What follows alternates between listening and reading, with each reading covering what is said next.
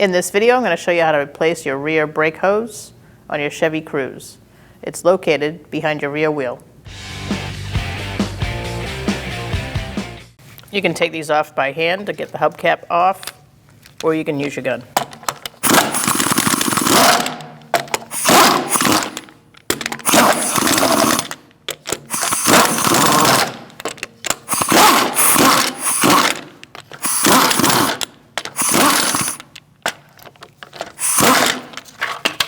Remove the hubcap. We're going to use a 19mm socket to remove the lug nuts, to remove the wheel.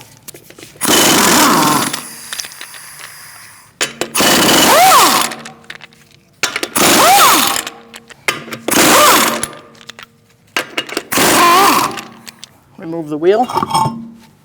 Before beginning any hydraulic job, it's a good idea to press your brake pedal down and use a pry bar to hold it there. That way there, you don't lose all your fluid while you're doing the job. Using a 13mm line wrench, we're going to loosen up our line.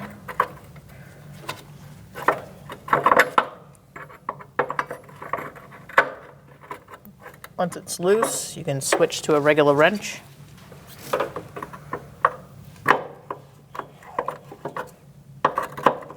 And take the line out the rest of the way. Make sure you have a drip pan below to catch any brake fluid. We also have our brake pedal pressed with a pry bar up against the driver's seat so that we don't lose all our brake fluid.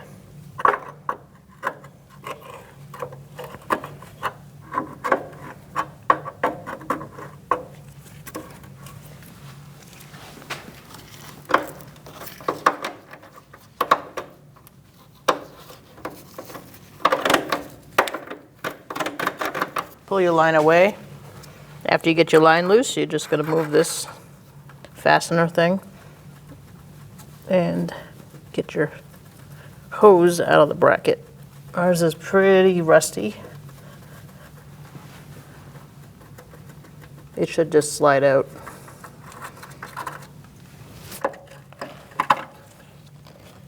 Now we're going to take it off the caliper. Using an 11mm socket, we're going to remove our bolt to remove our hose from the caliper.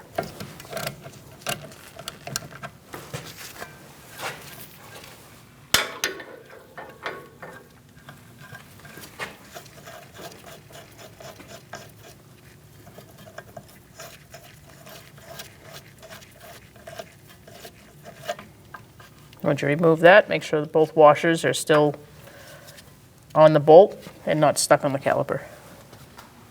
Make sure you remove your old washers and install new ones. Sometimes you gotta really work at it to get these off. You gotta undo them with some locking pliers or something. Now we're gonna install our new washers. Insert your hose into the bracket. Make sure you have the two notches aligned with the hose. Press it in and you can start your line. Tighten it down.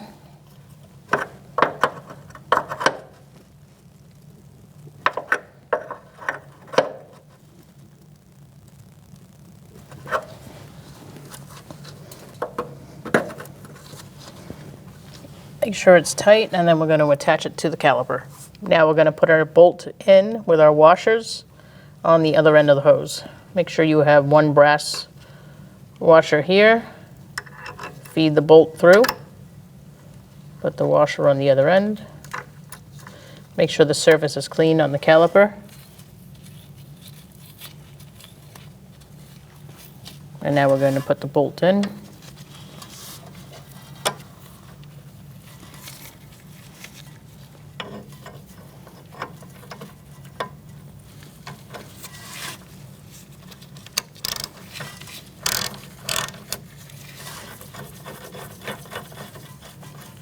Make sure the hose is curved this way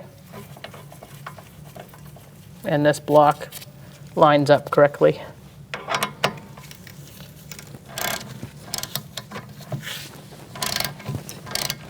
Tighten it down and torque it to 30 foot-pounds.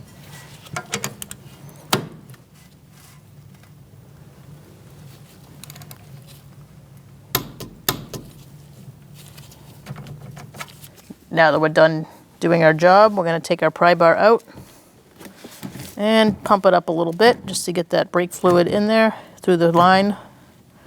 And now let's continue to do a gravity bleed.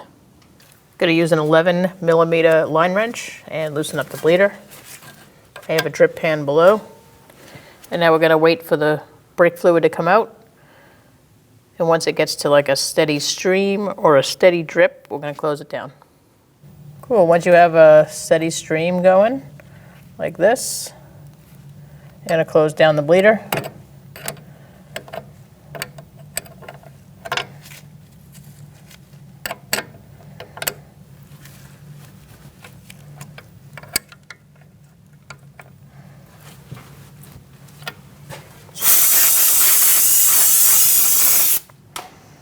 Install the wheel.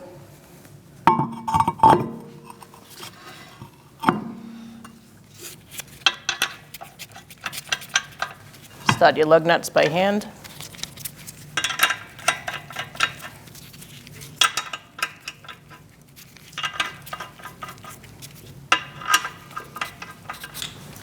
I'm going to start with this one in the bottom and walk the wheel in.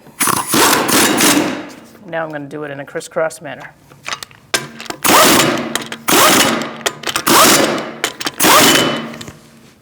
Using a 19mm socket, we're going to torque our wheels to 100 foot-pounds. We're going to do that in a star-like pattern.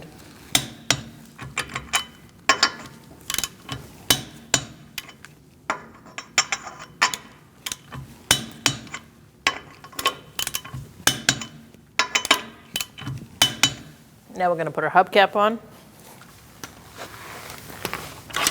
Line it up with your valve stem and your lug nuts.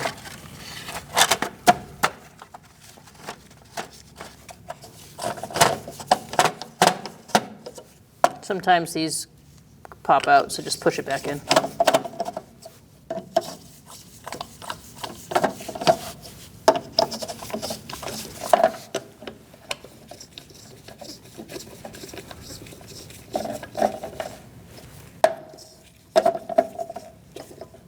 Once they're all snug, you're good to go. Take your cap off. I'm using a rag because it's hard to get a funnel in there. Fill it up to max.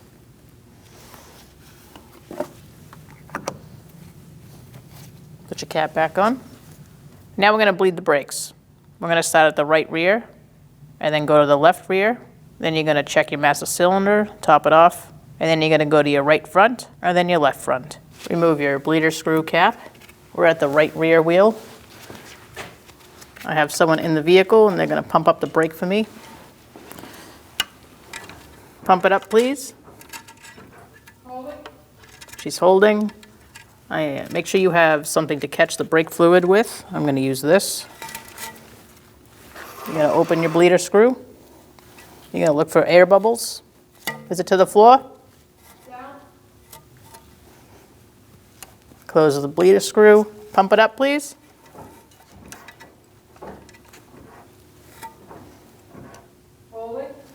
Open the bleeder screw. Down. It's to the floor. Tighten up that bleeder screw.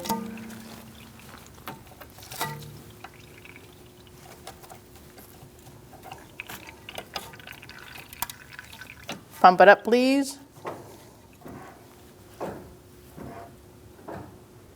Holding. Just holding. Down.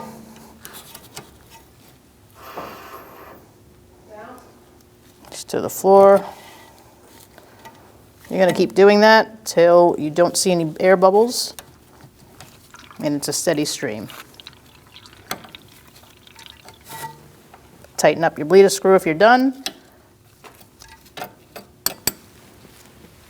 Clean it off. Put your cap back on. Now we're moving on to the left rear. Take your cap off. I'm using a rag because it's hard to get a funnel in there. Fill it up to max.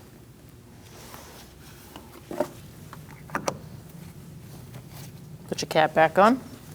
Now that you've topped that off, you can continue your brake bleed procedure, going to your right front and then your left front. And then you're going to top it off again and check your brake pedal. Now we're at our right front. I'm going to take our cap off.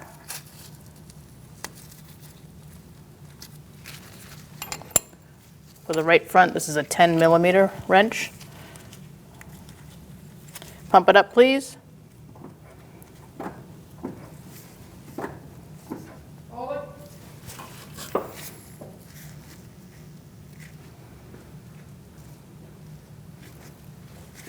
Down. Just to the floor. Tighten up the bleeder. Pump it up again, please.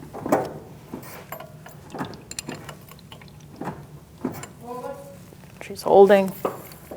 Down. Just to the floor.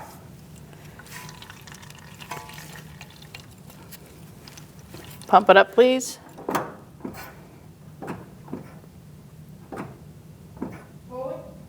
She's holding. Down.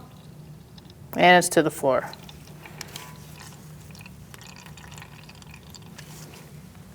We're going to tighten that down. I didn't see any air in there. You can release.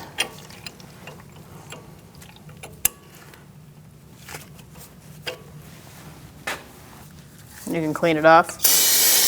Put your cap back on. And now we're going to go to the left front. Top off your brake fluid one last time. Clean up any mess. And now you're going to get in the vehicle and you're going to pump the brake and make sure it's nice and firm. If the pedal does not feel firm, you're going to do the brake bleed procedure one more time. Then you're going to torque your wheels to the manufacturer's specification. For this vehicle, it's 100 foot-pounds. If everything feels good and you've torqued your wheels, take it for a road test. When only the best will do, demand TRQ. The only company that lets you view before you do. TRQ is committed to offering the highest quality aftermarket auto parts that are engineered for peace of mind. Thanks for using and viewing with TRQ.